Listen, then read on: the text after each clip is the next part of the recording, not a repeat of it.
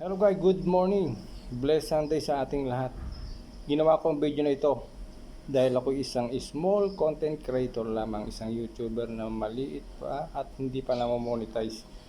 Para ito doon sa mga malalaking content creator na gumagawa ng mga fake news.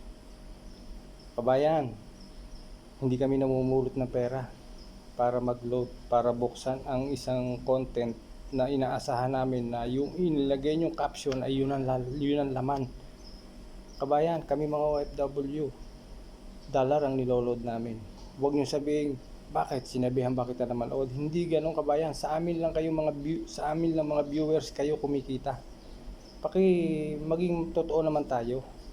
Magpapasok kayo ng content, magpapasok kayo ng caption na parang pasakam lang sa mga viewers Pasakam lang yung gagawin nyo na hindi naman totoong nangyayari. Gaya ni, let's say, Inoue. Ilang beses nang binabaklasan ng belt. 2 taon nang binabaklasan ng belt. Hanggang ngayon yung belt andoon pa rin, hindi pa rin nababaklas. Wow! Totoo naman tayo. Siyempre, excite ang mga gustong mag-open. Excite kami na makita na totoong binaklasan ng belt. Excite kami makita na totoong may laban na talaga si Casimiro. Hindi Kung mo nakita nyo kausap si Chavit, nakipagkamay kay Chavit, meeting kay Chavit, palalabasin nyo na may malaking laban na magaganap. Matutuloy na ang laban ng Inoue. Dati ilang taon na yung ganyang mga mga ganyang content na fake. Please lang naman. Naglo-load kami para makapanood ng tunay na ipinost nyo, hindi yung pagbukas namin peke. Masakit sa amin yun, masakit sa dibdib.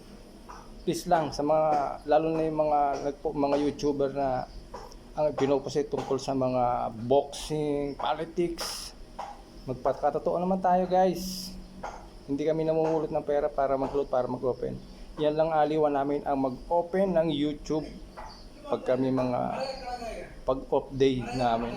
Please lang, magpakatotoo tayo.